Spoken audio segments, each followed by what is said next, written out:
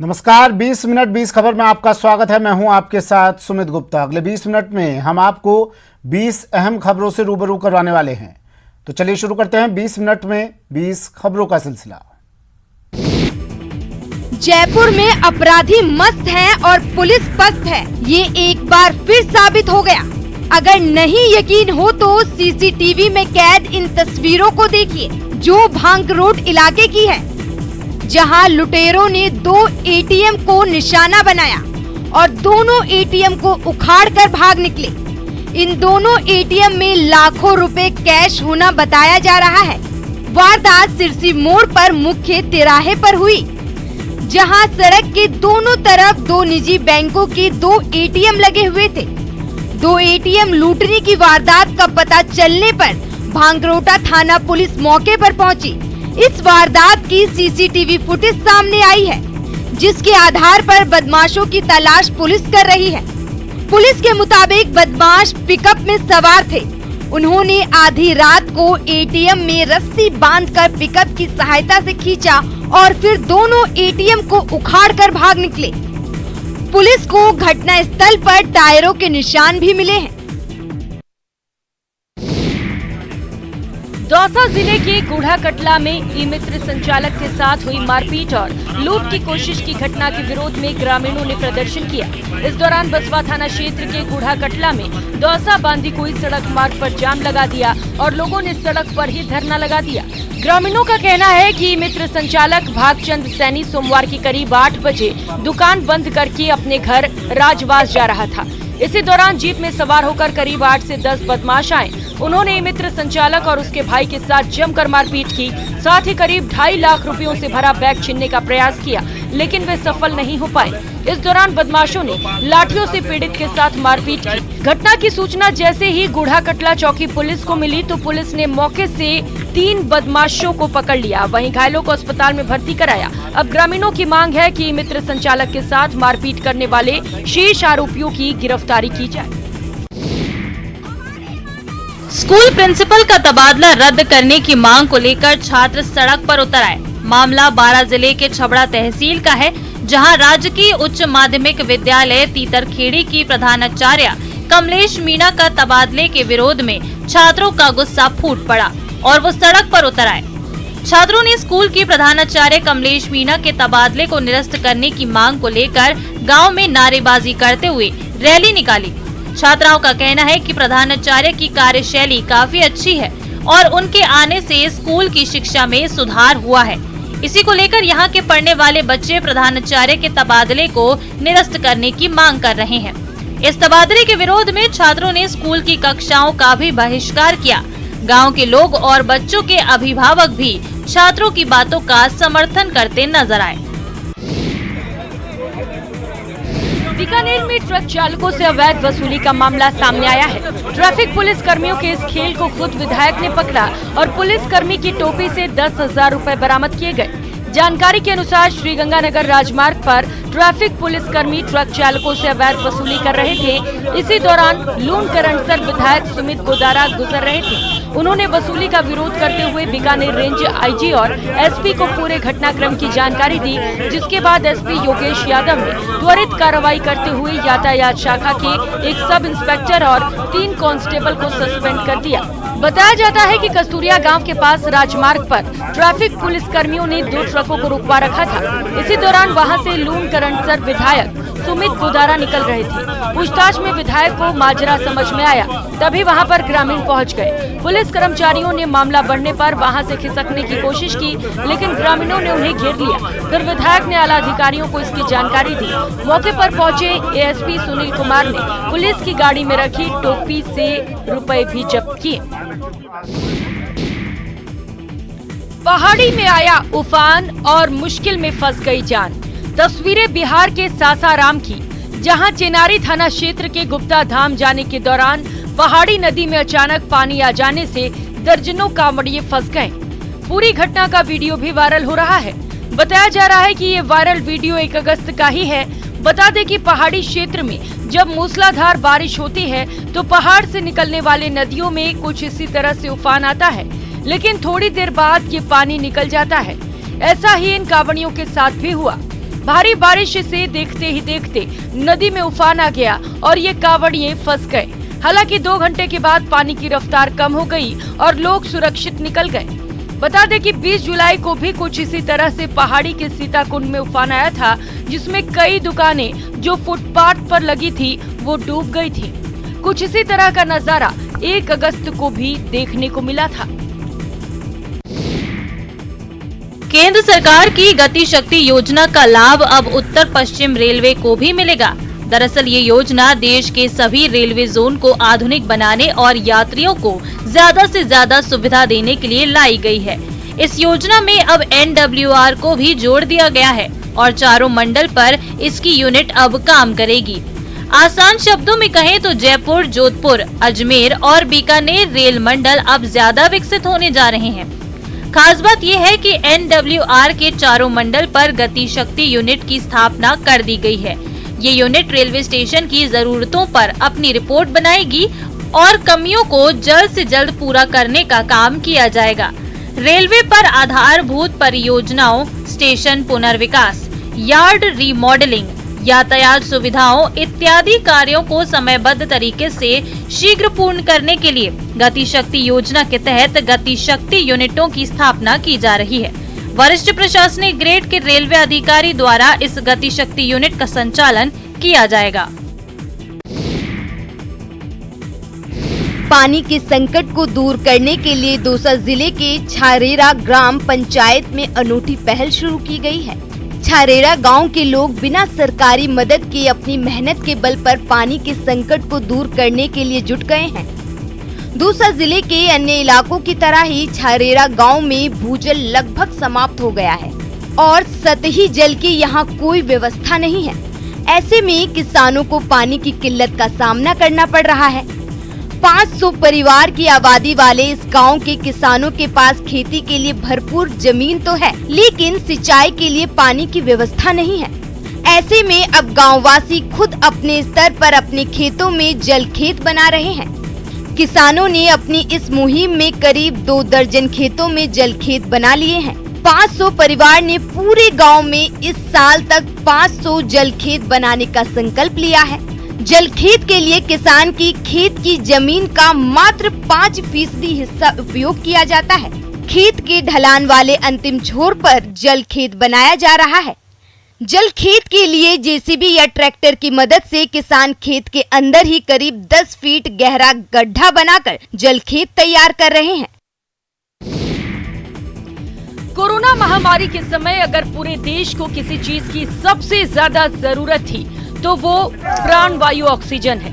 पिछले 4 वर्षों से राजसमंद जिले के देवगढ़ की महिलाएं पर्यावरण बचाने में जुटी हुई हैं। महिलाएं बरसात आने से पहले हजारों सीड बॉल्स तैयार करती हैं और दुर्गम पहाड़ियों के शिखर पर जाकर गुलेल से इन सीड बॉल्स को जंगल में फेंकती हैं। 1 महीने पहले हजारों सीड्स बॉल तैयार कर ये पर्यावरण प्रेमी महिलाएं 800 से अधिक सीढ़ियां चढ़कर अरावली की दूसरी सबसे ऊंची चोटी सेंड माता मंदिर पहुंची। यहाँ इन महिलाओं ने पहाड़ों की चारों दिशाओं में ऊंचे इलाकों पर गुलेल के माध्यम से सीड्स बॉल फेंककर बीजारोपण किया। एक बॉल में कई पौधों के बीज होते हैं जो प्राकृतिक तरीके से उगते हैं। पहाड़ी और दुर्गम क्षेत्र में पौधारोपण कठिन है, ऐसे में ये तकनीक अपनाई गई है। मुख्य तौर पर पीपल, बबूल, रोहिडा, अमलताश, करंज, बरगद, नीम, शीशम और जामुन आदि के बीज थे। छिड़काव से पहले इन सीड्स बॉल को भिगो कर रखा गया ताकि थोड़ी सी भी मिट्टी मिलते ही ये बीज जड़ पकड़ ले। उदयपुर में 2 साल बाद महाकाल की शाही सवारी में उत्साह और उमंग का संगम दिखा। शहर के महाकालेश्वर मंदिर से बाबा महाकाल विग्रह स्वरूप में नगर भ्रमण पर निकले। इस दौरान भव्य पालकी में 5 किलो चांदी का छत्र लगाया गया। अलग अलग देवी देवताओं की झांकी के साथ ही गवरी और भजनों पर कलशधारी महिलाओं ने नृत्य किया। विग्रह स्वरूप को आकर्षक श्रृंगार से सुशोभित किया गया था। नगर भ्रमण से पहले भगवान को मंदिर परिसर की परिक्रमा करवाई गई। इस शाही सवारी में 50 से अधिक झांकियां, 100 से अधिक वाहन और 10 गोल्फ कारें थीं। सवारी मार्ग पर आने वाले मंदिरों की ओर से भेंट चढ़ाई गई। शाही सवारी की अलग अलग जगह से वीडियोग्राफी के साथ हर एक गतिविधियों पर नजर रखी गई। झांकियों में भगवान गणेश, माता लक्ष्मी, सरस्वती, देवी कालिका, परशुराम महादेव आदि शामिल थे।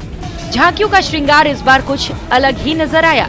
एक झांकी में तो भगवान आशुतोष का 108 लोटे से ऑटोमेटिक अभिषेक हो रहा था। सवारी में यमराज की झांकी आकर्षण का केंद्र रही। महाकाल की सवारी में आदिवासी अंचल से आए कलाकारों ने भी मेवाड़ की लोक नृत्य गवरी के रंग बिखेरे।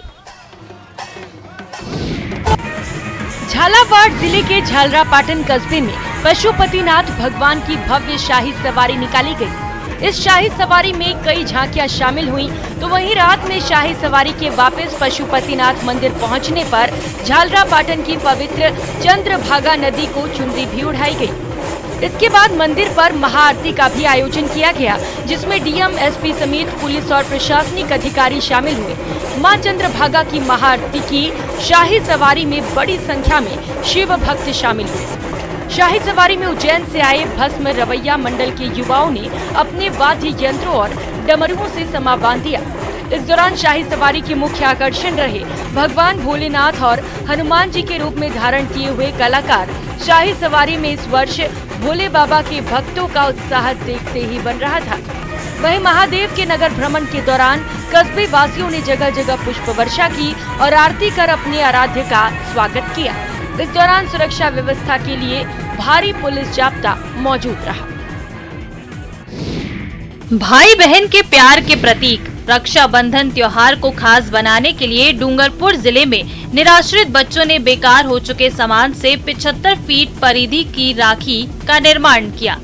बेकार हो चुकी इतनी बड़ी राखी बनाकर निराश्रित बच्चों ने आमजन को स्वच्छता और पर्यावरण संरक्षण का संदेश भी दिया।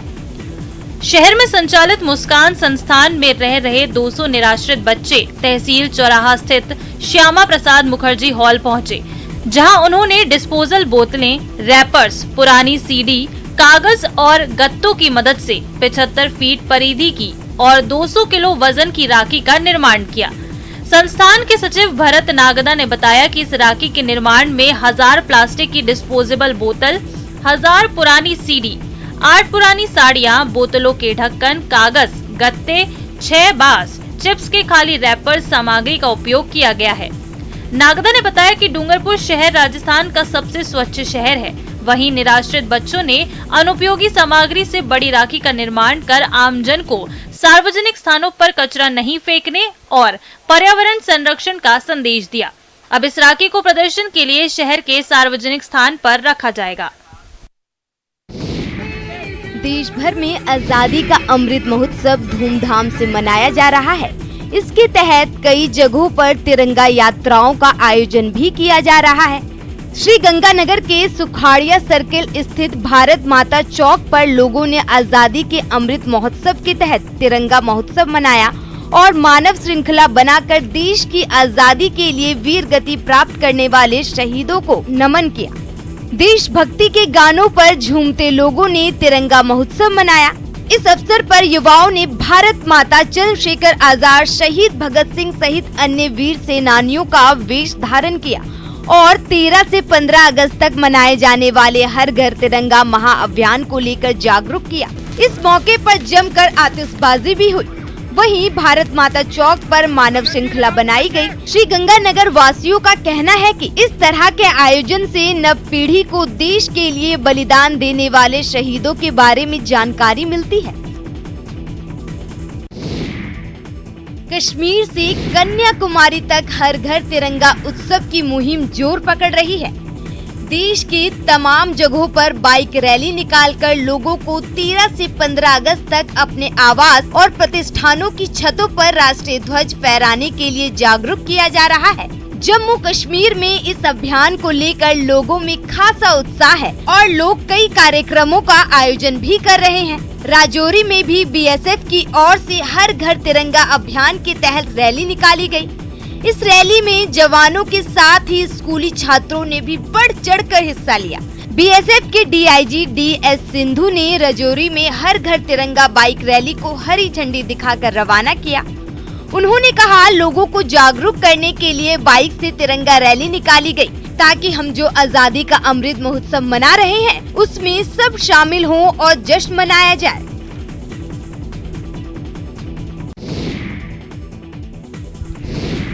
देश में आजादी के अमृत महोत्सव के तहत हर घर तिरंगा मुहिम चलाई जा रही है। प्रधानमंत्री नरेंद्र मोदी के हर घर तिरंगा के आह्वान पर देश भर में तिरंगा यात्रा निकाली जा रही है। देश भर में लोग अपने अपने घर ऑफिस में तिरंगा को फहरा रहे हैं। देश भर में फ्री में तिरंगा वितरण भी किया जा रहा है। इस मुहिम को गुजरात के साड़ी से जुड़े कारोबारी भी रफ्तार दे रहे हैं। जी हाँ, गुजरात के सूरत के साड़ी विक्रेता साड़ी खरीदने वालों को साड़ी के साथ तिरंगा भी दे रहे हैं। कारोबारियों का कहना है कि जब देश अमृत महोत्सव मना रहा है तब वे भी साड़ियों के बॉक्स और उसमें एक तिरंगा लोगों को दे रहे हैं। उन्होंने कहा कि प्रधानमंत्री ने आजादी के 75वीं सालगिरह को यादगार क्षण बनाने का आह्वान किया है और लोगों तक तिरंगा पहुंचाने का हमारा लक्ष्य है। हर साड़ी के साथ एक तिरंगा गांव-गांव तक, शहर-शहर तक पहुंचाएंगे अपनी साड़ी के माध्यम से। यह तिरंगा बड़े छोटे व्यापारी सभी राज्यों जैसे उत्तर प्रदेश, मध्य प्रदेश, गुजरात, छत्तीसगढ़ के राज्यों में यह साड़ी पहुंचेगी, जिससे कि लोगों में देशभक्ति की जागना प्रेरित होगी। साड़ियों के बॉक्स में तिरंगा पहुंचे तो यह अपने आप में एक अद्भुत प्रयास है और इसके लिए पूरा भारतवर्ष, पूरा व्यापारी वर्ग ऐसे व्यापारियों से उनको सीख लेनी चाहिए जिन्होंने ऐसा तिरंगे के मान सम्मान के लिए योगदान दिया है। जो हाथ किसी न किसी अपराध से रंगे हुए होते हैं, वो हाथ अब जीवन बचाने की कला सीख रहे हैं। जी हाँ, यूपी के बनारस के जेलों में बंद कैदी अब जेलों में बंद अन्य कैदियों की जीवन बचाने में अहम भूमिका निभा सकते हैं। तस्वीरें वाराणसी के जिला जेल और सेंट्रल जेल की हैं, जहां करीब 200 पुलिसकर्मी, बंदी रक्षक और कैदियों को जीवन रक्षा मंत्र का प्रशिक्षण दिया जा रहा है। ये प्रशिक्षण यूपी आर्थोपेडिक एसोसिएशन और इंडियन आर्थोपेडिक एसोसिएशन की ओर से दिया जा रहा है। अक्सर देखा जाता है कि दुर्घटना, हार्ट अटैक और अन्य मेडिकल इमरजेंसी में पहला 10 मिनट का समय काफी महत्वपूर्ण होता है। इस 10 मिनट में यदि पहला रिस्पॉन्स मिल जाए तो मरीज बच सकता है। ऐसे में जेल में ऐसी घटनाएं अक्सर होती हैं, जहां कोई कैदी या अन्य बंदी रक्षक की हालत खराब होती है और उन्हें उपचार तक ले जाने में समय लगता है। उस समय में यदि प्रथम उपचार मिल जाए तो जान बच सकती है। इसी के अंतर्गत वाराणसी जेल प्रशासन और डॉक्टरों ने मिलकर जेलों में ट्रेनिंग दी, जिसके अंतर्गत उन्हें हार्ट कैसे CPR दिया जाए कि मरीज की सांस चलती रहे, इसकी ट्रेनिंग दी जा रही है।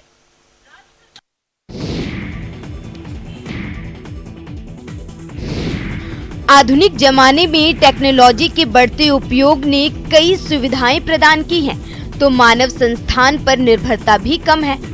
आधुनिक तकनीकी की बेहतरीन इस्तेमाल की एक बेहतरीन तस्वीर आई है प्रदेश के जोधपुर से। देखिए, खाना सर्व कर रहे इस रोबोट को।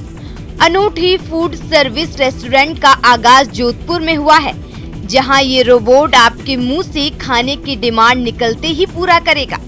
अपनी तरह का ये पहला और अनूठा रोबोट पूर्ण स्वदेशी तकनीक पर आधारित है, जिसे अहमदाबाद की एक कंपनी के साथ मिलकर बनाया गया है। स्वाद की दुनिया में वैसे भी जोधपुर का नाम है और अब इस शहर के जायजे के साथ साथ टेक्नोलॉजी का ज्ञान भी लोगों को आकर्षित कर रहा है। इस रेस्टोरेंट के संचालक दंपति की माने तो बेटी की इच्छा को पूरा करने के लिए उन्होंने ये अभिनव प्रयोग किया है। हाथ धुलाने से लेकर ऑर्डर लेने और उसे सर्व करने तक की जिम्मेदारी अब रोबोट की होगी।